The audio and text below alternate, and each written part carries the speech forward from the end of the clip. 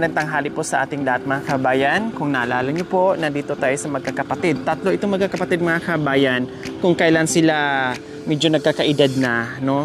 Unti-unti naman pong bumabaluktot yung kanilang mga kamay, paa, no? At hindi nakakalakad. Siguro lahi dahil yung tatay ganun din, no?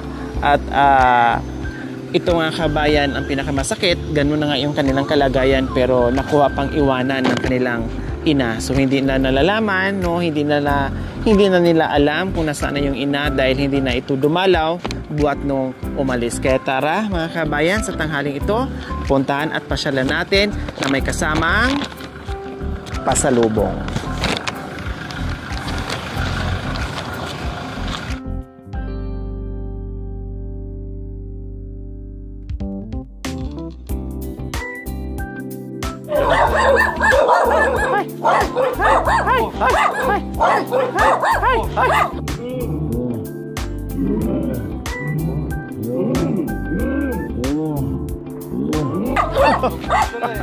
Yan, kasi dali pungatan.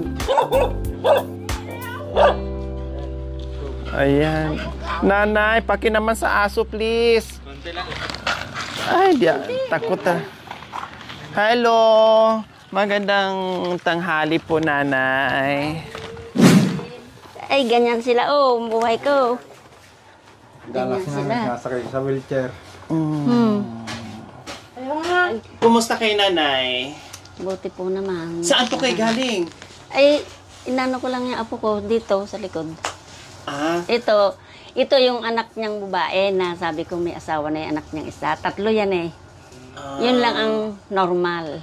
oh, saan kayo galing? Hindi niyo kami nakilala. Sabi ko parang si nanay yun. Iyaan. Opo, hindi niyo Sabi ko, napansin sa tinitingnan sasakyan? ko nga yan. Sino kaya ako yan? Sabi ko.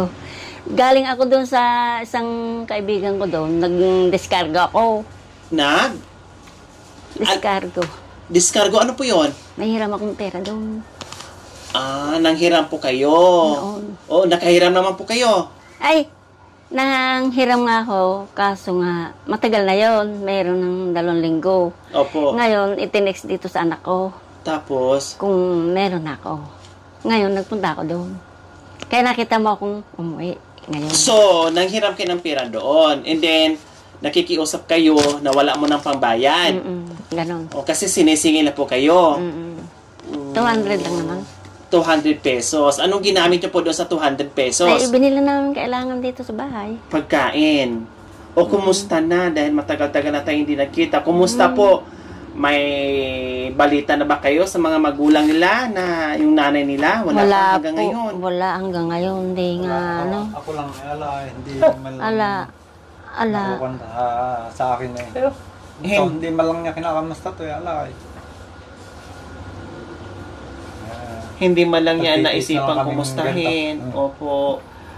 Silipin. So ito po Ala. yung sinasabi ko mga kabayan, dalawa po pala, hindi po pala 3 magkakapatid, 2 magkakapatid. At isang no? ama. At isang ama na ganito na ang kalagayan, na sinanay po ang dumidiskarte, bumubuhay. Tulad ng sinabi niya kanina, galing siya doon kasi mahirap siyang 200, 2 weeks na. So ngayon sinisingil, wala pa siyang pambayad.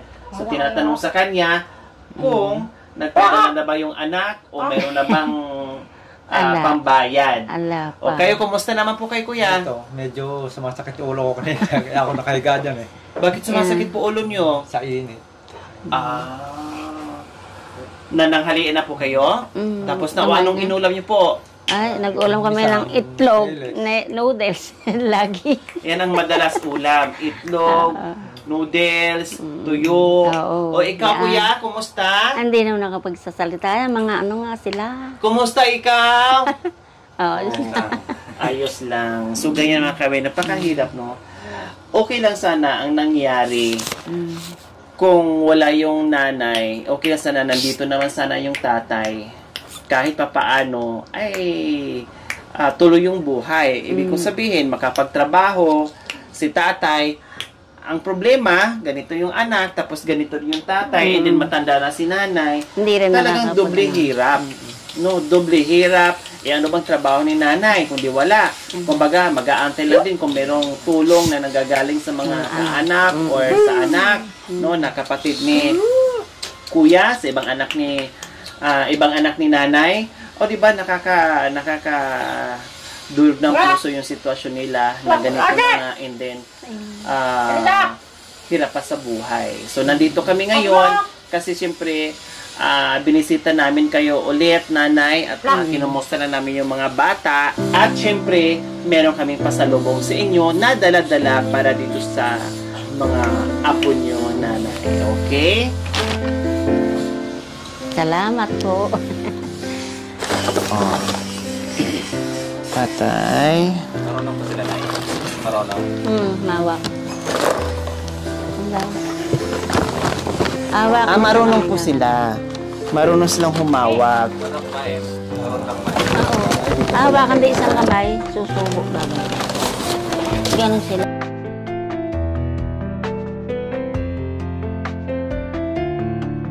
Hindi. Hindi na kailangan sinusubuan. Hindi. Kasi kaya na po nila. So okay lang, at least kahit paano. And so ayan po mga kabayan, meron silang pasalubong, no? Dahil malayo sila sa bayan at malayo din sila sa Jollibee, mga kabayan. Kaya sabi ko, bago tayo aakyat doon, ay magdala tayo ng pasalubong sa kanila. O sige, kain po muna din. So ito yung problema, mga kabayan, kasi habang nagkakaedad sila, no? Habang tumatagal, unti-unti din bumabaluktot ang kanilang katawan. mga katawan nila, mga daliri, kamay, paa, lahat, no?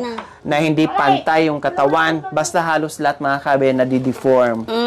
Kaya habang tumatagal, pahirap yung kanilang sitwasyon. So, di ba, nakakaawa. So, ayan mga kabayan, kahit paano, pagdating sa kain, marunong naman po sila, no? Kaya naman nilang kumain na mag-isa.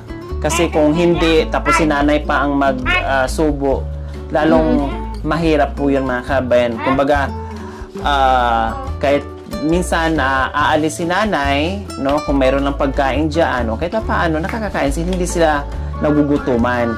Kasi kung kailangan pa nilang subuan, talagang hindi makaalis ng bahay si nanay.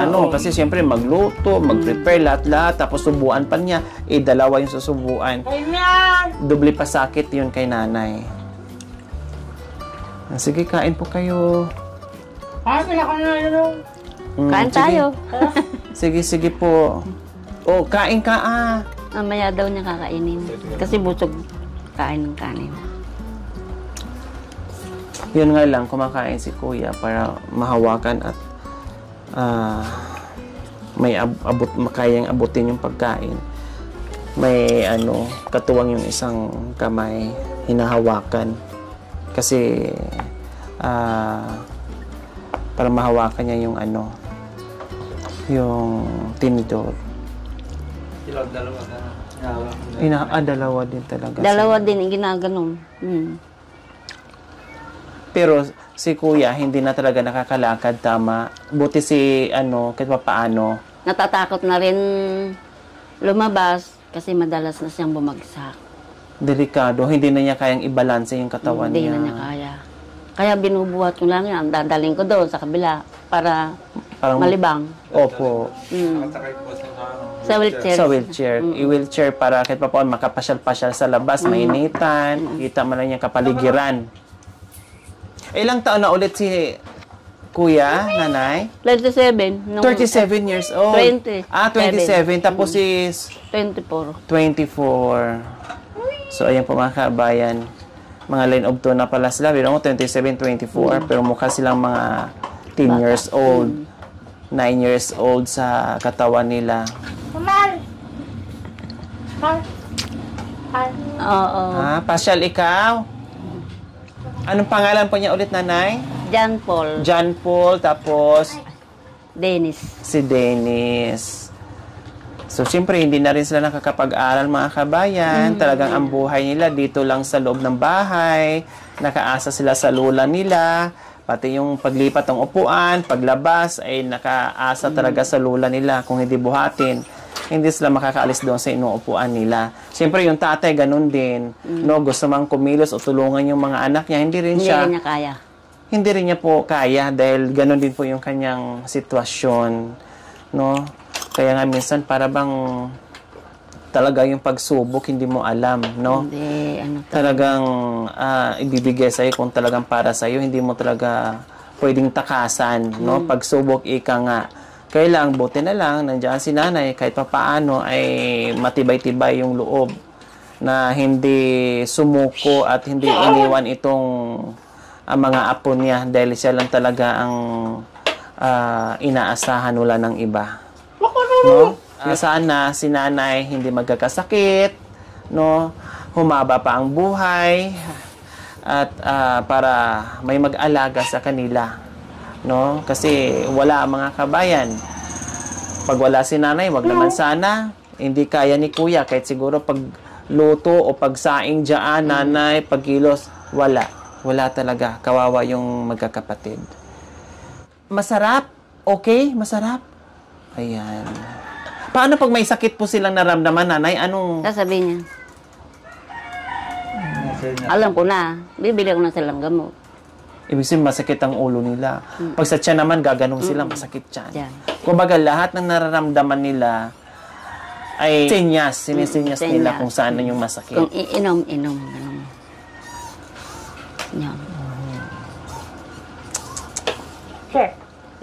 Talaga nakatugod nanay, no? Yung katawan niya sa ano niya.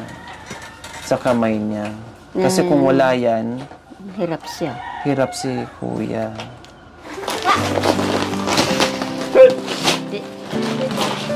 So, ayan, nandito kami muli, nanay, para bisitahin namin kayo. At syempre, maghandog kami muli ng pagmamahal sa inyo. May bigas, assorted groceries, at isang tray na itlog. Syempre, hindi mawawala yung ating cash. Pambili niyo po ng masarap na ulam na gusto ng mga apo niyo. O bakit naiyak si nanay na naman?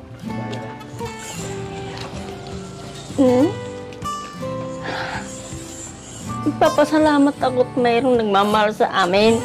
Kagaya niyo.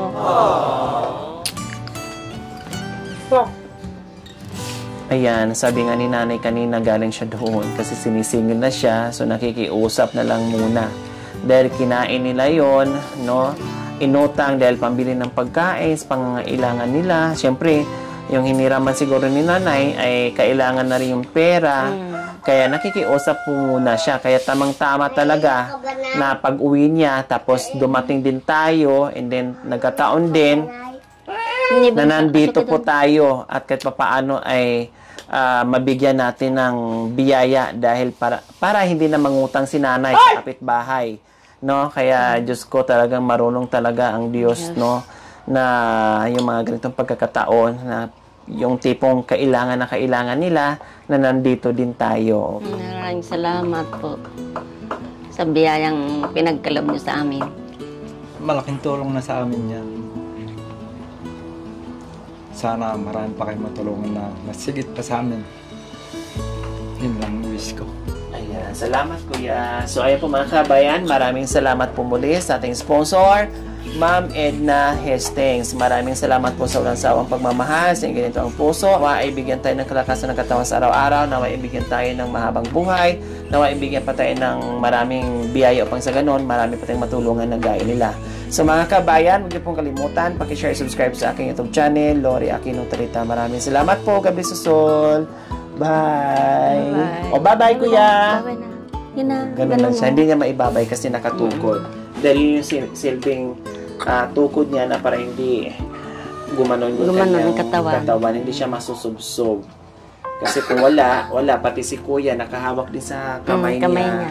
No? Pinipigilan siguro kami. Siguro ang hirap. Kasi tayo nga na tinitingnan natin sila, napakahirap. Lalo na siguro kung sa sarili nila, napakahirap. Parang nangangawit ka, hindi mo alam kung anong posisyon, na komportable ka, hindi mo alam kung paano mo iayos yung katawan mo para hindi naman ang maayos yung ganon. Yung maraming pala isipan sa sitwasyon nila, no? Kung sila ba ay nahihirapan, komportable ba sila sa ano nila, no? At habang nakaupo sila dyan, siguro ang dami nang isip, bakit ganito ako, bakit ganyan?